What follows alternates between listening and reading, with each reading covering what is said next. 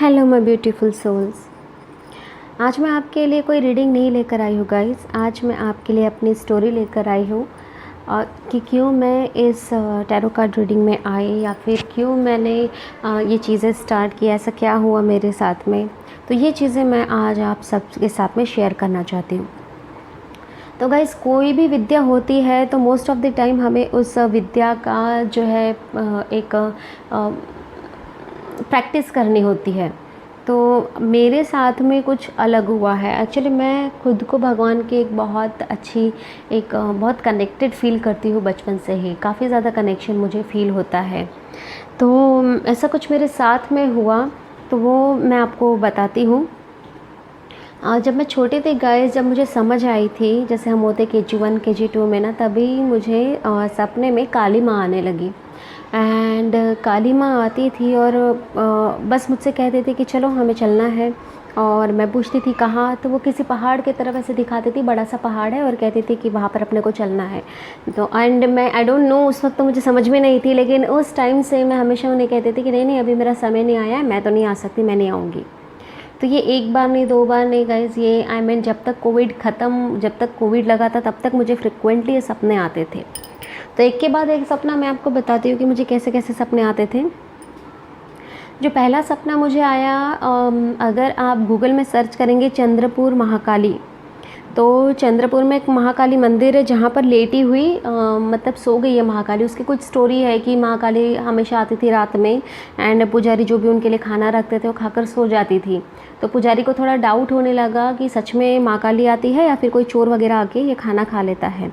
तो एक दिन पुजारी छुप गया और उसने देखना चाहा, तो सच में रात में महाकाली आई एंड उन्होंने खाना खाया और सो गई। वो एक्चुअली सोने का झूला था, अभी उसको तोड़कर बेड बनाया है।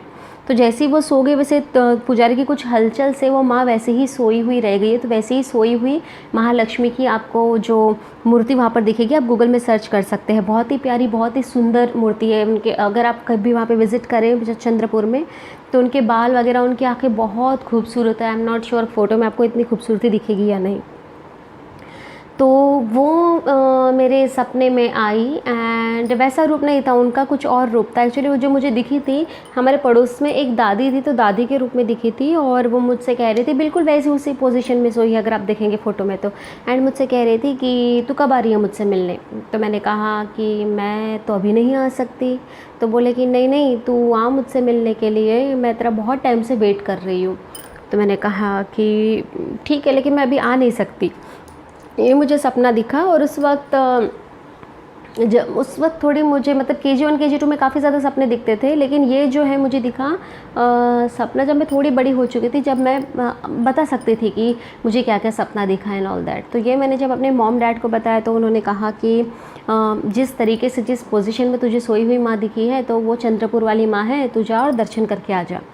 तो उस टाइम पे क्योंकि मेरा एजुकेशन चल रहा था, मैं जा नहीं पाई, लेकिन उसके 2-3 साल बाद मैं गई। मैंने बहुत अच्छे से दर्शन किया, आरती की, मैंने प्रसाद भी लिया। तो एंड मुझे लगा, तब तक भी फ्रिक्वेंटली सपने आते थे। मुझे आकर माँ कहती थी कि तुम कब आ रही हो करके। वो सब चीज़ें हो गई, मैंने प्रसाद वगैरह ले लिया, वहाँ से आई तो कुछ दिनों तक ठीक चला। फिर वापस से मेरे सपनों में माँ आने लगी और बस यही कहती थी कि तू कब आ रही है मुझसे मिलने के लिए, मैं कब से तेरा इंतज़ार कर रही हूँ। फिर ऐसे मतलब काफ़ी सपने, मुझे बहुत सारे सपने तो याद नहीं है, कुछ सपने याद है। वो सपने मैं आपके साथ में शेयर करना चाहती हूँ। तो उसके बाद में जो मुझे एक सपना दिखा, तो वो ऐसा था कि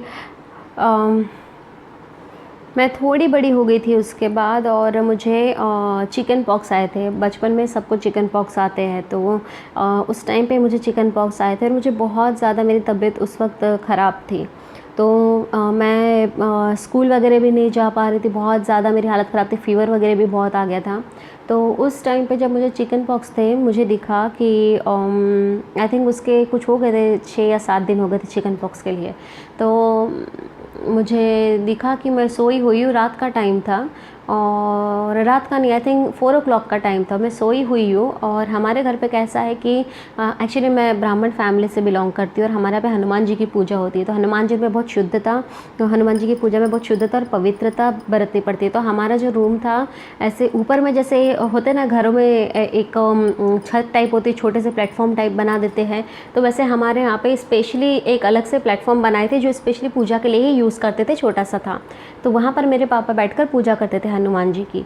तो सपने में ही मुझे कैसा दिखा कि मैं तो सोई हूँ अपने फैमिली के साथ, लेकिन मेरी बॉडी नीचे है और फिर भी मैं ऊपर हवा में हूँ। और मैं सोचकर ऐसे डर गई हूँ, मेरे मुंह से कुछ आवाज़ भी नहीं निकल रही। और तभी मैंने पूजा के साइड में देखा, वहाँ पर एक श्वेत वस्त्रों में, सफ़ेद कपड़ों में एक देवी बैठी है, जिन्होंने फूल ही अपने कानों में से फूलों के ईयरिंग पहने हैं, फूलों के बाजूबंद पहने हैं, एंड चूड़ियों की जगह पे पूरे फूल लगे हुए हैं, पैरों में भी फूल बंधे हुए, सब वाइट फूल है। एंड वो बैठकर मुझे कह रही है कि मैं कल जाने वाली हूँ और तुम्हें जो चाहिए तुम मांग लो, मैं तुम्हें दे दूँगी। एंड अब वो एक बचपन रहता है, हमें कुछ पता नहीं रहता, वैसे भी हम नींद में रहते, एक सपना है तो कंट्रोल नहीं रहता है हमारा। मैं कुछ बोल ही नहीं पा रही हूँ, मैं बहुत छोटी थी, क्या बोलूँ मैं। और मैं थोड़ा आश्चर्य से देख रही हूँ कि मैं तो नीचे भी सोई हुई हूँ और मैं हवा में भी हूँ, और ये कौन है सडनली आकर यहाँ पर बैठ गई। तो ये चीज़ें वो इन्होंने वापस से बोले 2 या 3 बार बोला कि तू मांग ले, तुझे क्या चाहिए, मैं फिर कल चली जाऊँगी। तो मैं कुछ बोल नहीं पाई। एंड फिर मेरी नींद खुली है। जैसे मेरी नींद खुली, मैंने अपने दादी को बताई कि मुझे ऐसा ऐसा दिखा करके। तो मेरी दादी भी एकदम शॉक हो गई। जब मॉर्निंग में मैंने पापा मम्मी को बताया, एंड जब सुबह उस वक्त क्या हुआ कि 5 बजे उठ के मैंने दादी को बता दिया और मैं सो गई।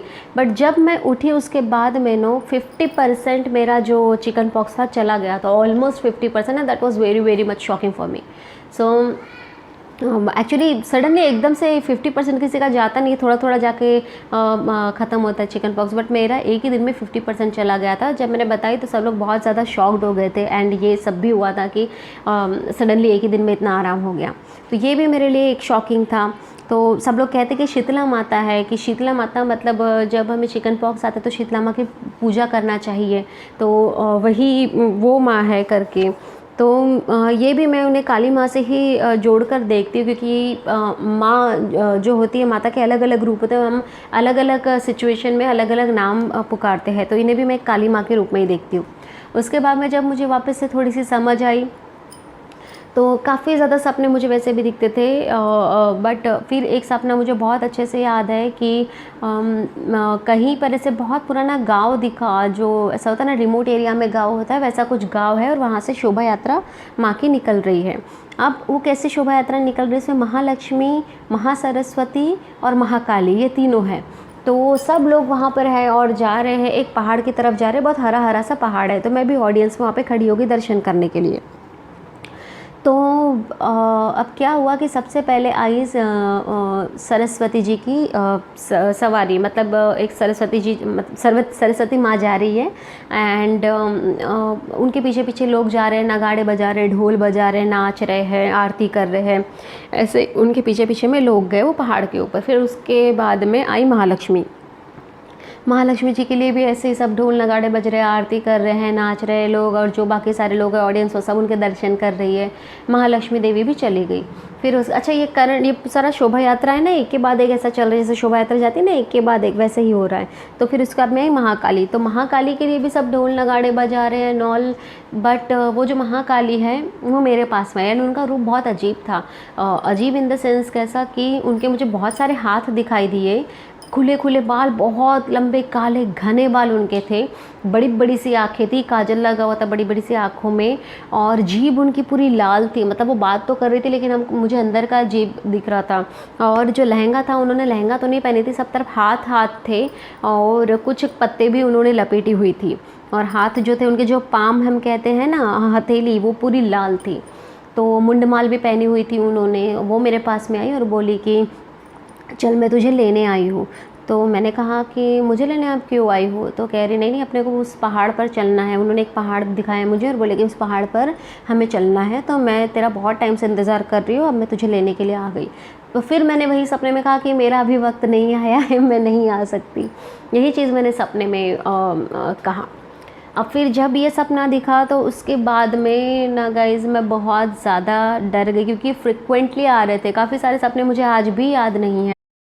फिर उसके बाद में जो मुझे सपना दिखा गाइज़ वो भी काफ़ी ज़्यादा डरावना था, जिसके बाद से मैंने इन चीज़ों को सीरियसली लेना शुरू कर दिया, क्योंकि हमेशा से सपने में मुझे से दिखती थी वो, बट मैंने कभी इतना बहुत ज़्यादा सीरियसली नहीं लिया था। उसके बाद में मुझे सपना दिखा कि एक शहर में बहुत बड़ी, इतनी बड़ी काली माँ का रूप है, मतलब जहाँ तक जो विराट रूप कहते हैं ना, इतना बड़ा मुझे विराट रूप दिखा। और मैं जा रही हूँ वहाँ से, तो मुझे कहती है कि मुझे देख वहाँ से यहाँ आना पड़ा तुझे लेने के लिए, तू कब आ रही है मेरे पास।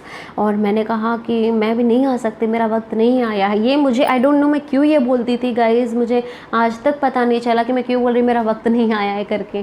तो मैंने कहा कि मेरा वक्त नहीं आया है, मैं नहीं आ सकती। तो वो कहने लगी कि मैं बहुत बहुत टाइम से तेरा वेट कर रही हूँ, तुझे आना पड़ेगा।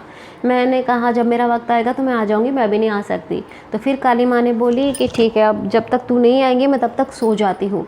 एंड जो उनका विराट, और वो विराट रूप इतना भयानक था कि मैं आपको एक्सप्लेन नहीं कर सकती। बहुत बड़ा सा चेहरा, उनकी लंबी जीभ जो कि बाहर की तरफ है, और वो जीभ एकदम लाल, सुर्ख लाल उनकी जीभ थी। दो बड़े बड़े साइड से दांत थे, जैसे राक्षसों के होते हैं उस टाइप के बड़े बड़े उनके दांत थे। बड़ी बड़ी सी आंखें, बाल उनके खुले, और इतना वॉल्यूम उनके बालों में, इतने मोटे मोटे बाल, इतने सुंदर बाल उनके। कुंडल उन्होंने कुछ अजब सा पहना हुआ था, और पूरी काली थी वो।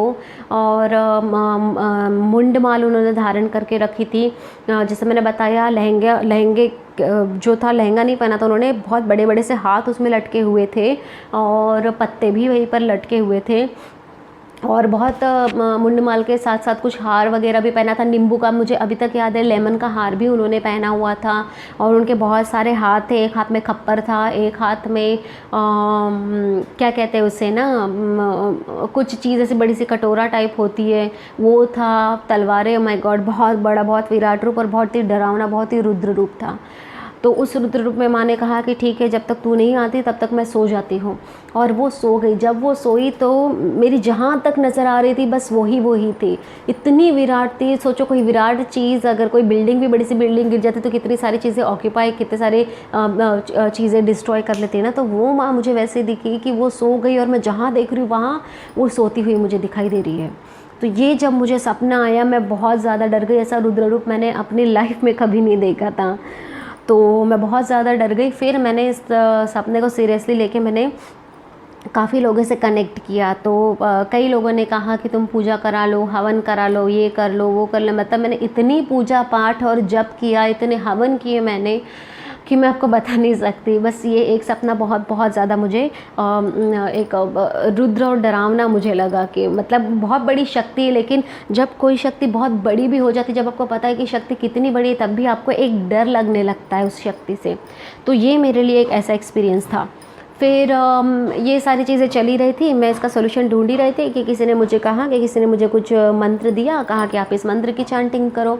जब मैं उस मंत्र की चैंटिंग करने लगी, मुझे और डरावनी चीज़ें दिखने लगी। मतलब मुझे ऐसा लगता है कि शायद मुझे कुछ पास्ट में घटी हुई चीज़ें दिखने लग गई, कि काफ़ी ज़्यादा ऋषि मुनि हैं, उनके बॉडी मुझे दिखाई दे रही है। कई घोड़े हैं, घोड़े बिहेडेड, मुझे मतलब उनका सर नहीं है घोड़ों का, और उनकी लाशें पड़ी हुई है। कहीं पर ऐसे युद्ध हुआ है, तो कहीं से आग निकल रही है, मिट्टी पूरी रक्त से लाल है, ऐसे बहुत अजीब अजीब सा दिखने लगा। मैंने वो मंत्र इमीडिएटली बंद किया। तो अब मुझे मंत्र के जाप से भी बहुत डरने लगा था, क्योंकि जब भी मैं मंत्र का जाप करती थी बहुत अजीब अजीब सी चीज़ें मुझे दिखाई देने लगती थी। तो ये भी मैंने बंद कर दिया। फिर क्या हुआ कि जब ये रुद्र एकदम रौद्र रूप में सपना आया, तो जब भी हवन वगैरह मैंने किया तो मैंने भगवान से एक ही रिक्वेस्ट की, माँ से, कि आपको आना है आप आइए मेरे सपने में, मगर इतने रुद्र रूप में आप मत आइए। तो उसके बाद में जो मुझे सपना दिखा उसमें मुझे सौम्य रूप में दिखी। अब सौम्य रूप में मुझे कौन दिखा? निर्मला देवी के बारे में अगर आप सर्च करेंगे तो आपको उनकी फ़ोटो मिलेगी। मैंने कभी किसी भी इंसान पर ये भरोसा नहीं किया कि उनके अंदर ये बहुत बड़ी शक्ति आती है, और ये मैं अभी भी बोलती हूँ कि किसी के अंदर कोई भगवान नहीं आते हैं, मैं इन चीज़ों को मानती हूँ। ठीक है, मतलब ऐसा नहीं है कि सभी के अंदर नहीं आती, इतनी बड़ी बड़ी शक्तियाँ हमारे अंदर में, क्योंकि हम आज के कलयुग में प्याज खाते हैं, लहसुन खाते हैं, है ना, नॉनवेज खाते हैं, तो ऑलरेडी हमारा शरीर इतना पवित्र हो गया कि इतनी बड़ी शक्ति को हमारे अंदर आने में आ नहीं सकती है। अगर आती है, अगर मैं फ्रैंकली कहूँ तो आती है तो भगवान की योगिनियाँ आती है, जो 64 योगिनियाँ माता की होती है, तो योगिनियाँ आती है और वो अपना परिचय देती है। तो बट ये मुझे निर्मला देवी दिखी उनके रूप में, तो कहीं ना कहीं जो निर्मला देवी, एक तो निर्मला देवी भी दिखे और दुर्गे काली अंजलि, ऐसा कुछ आप सर्च करेंगे तो वो भी मुझे कई बार सपने में दिखी हुई है, अंजलि माँ।